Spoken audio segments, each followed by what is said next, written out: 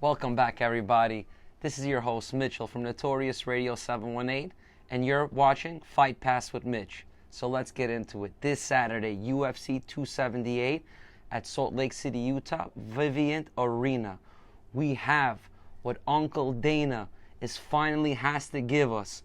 Kamaru Usman versus Leon Rocky Edwards 2. We've been waiting. I've been waiting for this fight for so fucking long. Since Masvidal three-pieced in a soda, Leon Edwards. Let's talk about that opening sequence. Maybe not. If you shot, hey, come over here, say it in my face, bro.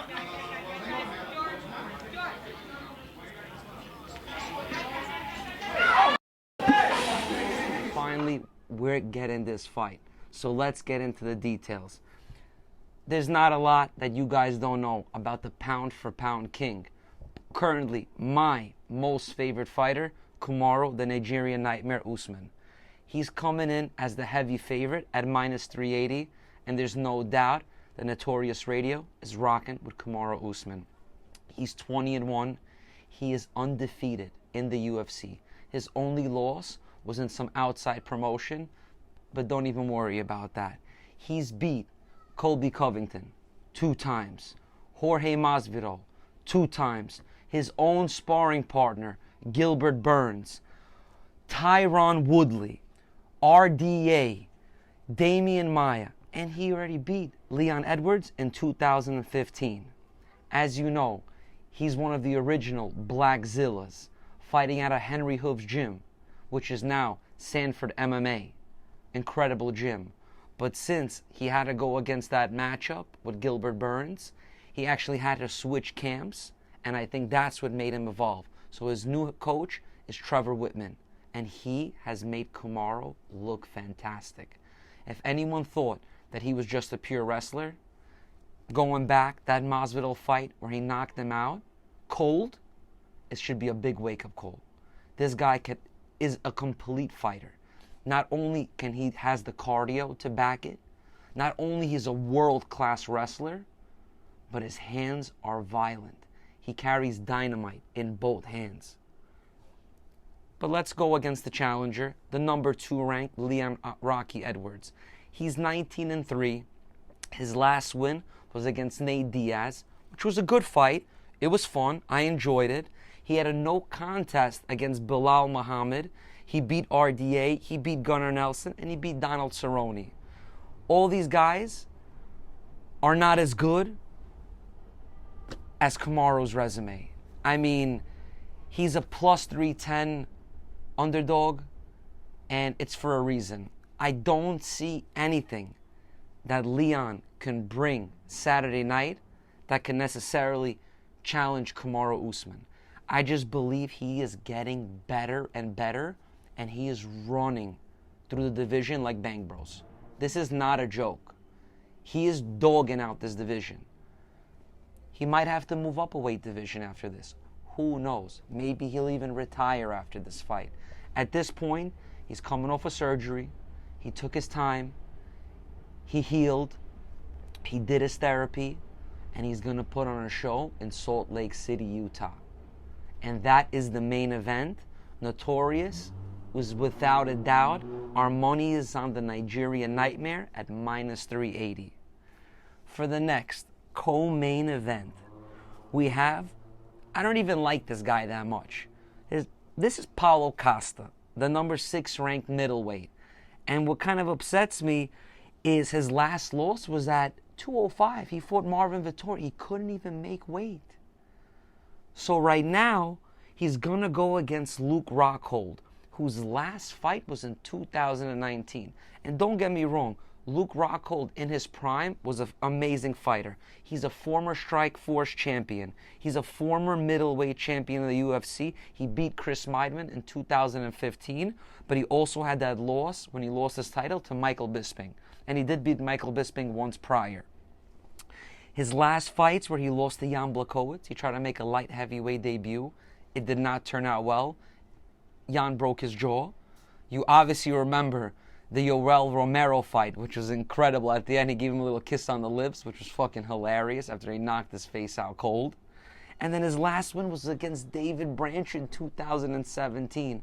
And as much as I can't stand Paulo Costa, which Israel Adesanya took him out, and he had that win against Yoel Romero, I gotta rock with Paulo Costa on this. Notorious has to put their money on Paulo at a minus 315 versus Luke Rockhold at a plus 260.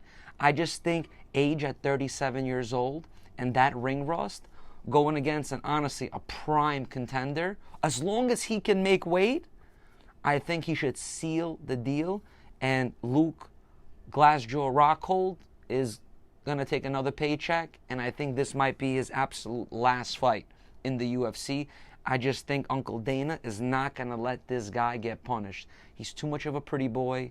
He can make money modeling, whatever the fuck he's doing. He could be a sparring partner. I just think this is a little bit too much for him as a comeback fight since 2019. So, Notorious, for the co-main event, we're going to rock with Paulo Costa. Delicious.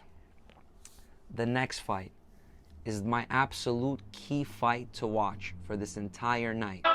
And we have our own Merab the Machine Valishvili from Gruzia.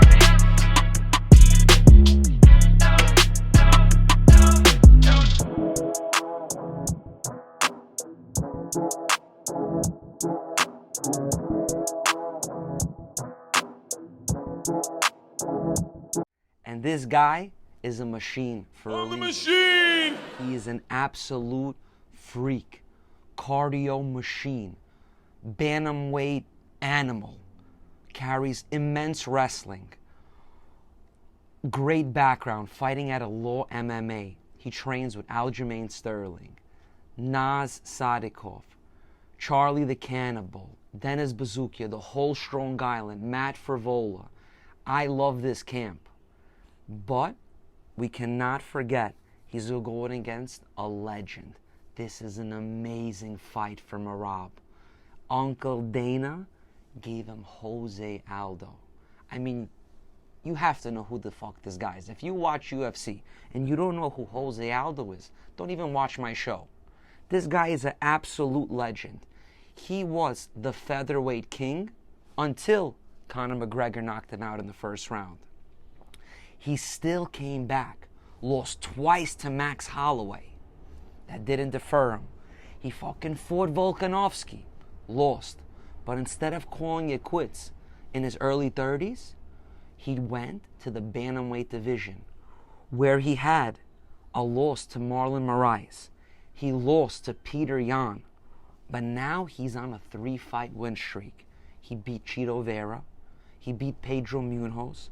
And he had a spectacular performance against a fighter I really love, and that's Rob Font. From New England Cartel, crisp boxing, and Aldo looked sharp. And in the beginning of his career, it was actually hard for him to make 145. But his last few fights, he's been making 135 with no issues. But Notorious, we have to go with our hometown favorite, Merab. We just believe he's on a 7-fight win streak. His camp has massive momentum, and he just has the better diet between these two. His fuel is stronger. His energy, the momentum he's coming with, I believe Aldo has not fought a bantamweight with this type of intensity other than Peter Yan. He's going to see a different hybrid in Merab. And even Merab said, if he gets one over Aldo, which would pretty much bump him in line to fight for the championship, he's ready to drop down to the flyweight division just not to fight his boy Aljamain Sterling. And if you can't respect that, then that's not Notorious, and we don't want it. And we're going to have to rock with Merab Davishvili at minus 125, UFC bantamweight, ranked number 6. He's going against Jose Aldo, who's ranked number 3, and he's a plus 105. So Notorious is taking Merab this fight. Let's continue. Our next fight is a guy you probably has been under the radar for most of you casuals, but his name is Alexander Romanov. He's from Moldova. He's 16-0, and he's a fucking favorite at minus 460. He's 5-0 in the UFC. He's a submission specialist, freestyle wrestler, and a tremendous grappler.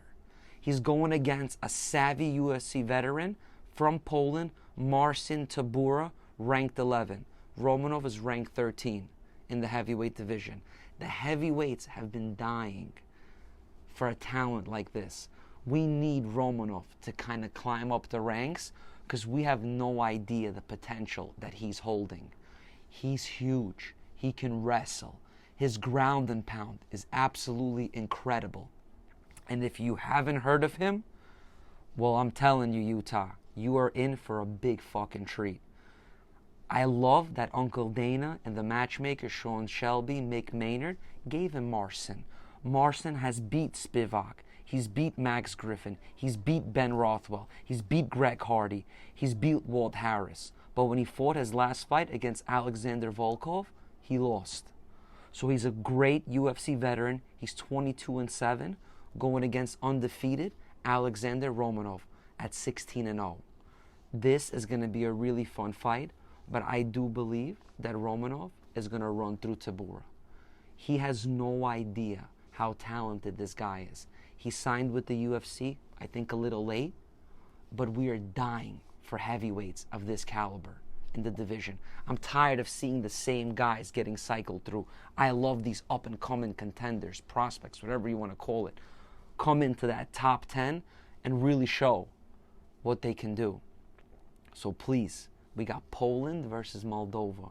It's the fourth fight of the main card, and it is absolutely going to be a banger, and Romanov is going to come on top. The last fight is tricky because it's a huge swing in the betting odds. The matchmakers have this guy, Tyson Pedro. And a lot of you know him. He lost to Mauricio Hua. And he suffered a really big injury in 2019 where he was out for a few years just rehabbing his knee. But he comes from the same camp as Tai Tuivasa, as Justin Tafa. He's one of those Aussie bangers, crazy tattoos on the thighs. He's a sick dude. He's 8-3. His last fight in the UFC, he's won against Ike Villanueva. The guy that he put him against is Harry Hunsucker.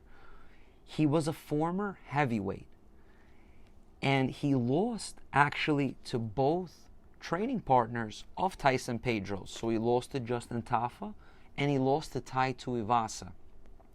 So it looks like they just want to put him on the train and the whole crew bang him out. But my heart is telling me that this heavyweight, dropping to light heavyweight, getting a whole camp revamp, is going to probably pull off the biggest upset on Saturday. He's a plus 540, and Tyson Pedro is a minus 740 favorite. That is fucking insane.